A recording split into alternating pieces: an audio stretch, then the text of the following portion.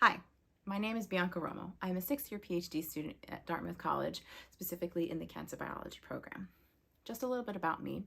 I didn't originally grow up here in the Upper Valley. I actually grew up a lot further away. So I grew up in a small town called Artesia, New Mexico, where the main topics of study there were agriculture and football.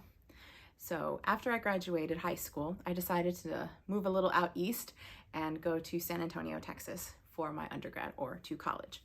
And once I graduated there, then I made it all the way up here to the Upper Valley to come to Dartmouth. So in regards to my journey in science, I think I got interested in science at around the age of 9. My mom used to work in doctor's offices, and part of her working at these facilities, she was allowed to bring me. And so from a very young age, I always was able to see doctors and just kind of how they operated on a day-to-day basis. So from a very young age, I was very interested in science, more specifically medicine. But as time kind of went on, I realized maybe medicine wasn't exactly where I wanted to be. Side note, I don't like blood, so probably wasn't the ideal place for me to be. So I decided to look into some other topics. And so when I was in college, I actually found an opportunity to work with a lab that was working with animals, specifically Madagascar hissing cockroaches. So these big things, I was able to study certain processes that these cockroaches do.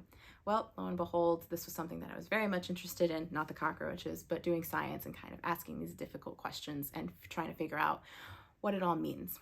And so kind of fast forwarding to here being at Dartmouth, I work in a breast cancer research lab. More specifically, my project looks at therapeutic resistance. And what that kind of boils down to is when someone has cancer and they begin getting treatment, sometimes the cancer treatment doesn't always work. And we come in and we try to figure out, why is this not working? So the project that I work on is specifically looking at proteins that associate with a protein called ER alpha, which is what's driving the cancer that I study. And so to kind of be an analogy of this, imagine if I told you to go out into the woods and I gave you a spray paint can and I said, mark every tree that you touch along the way.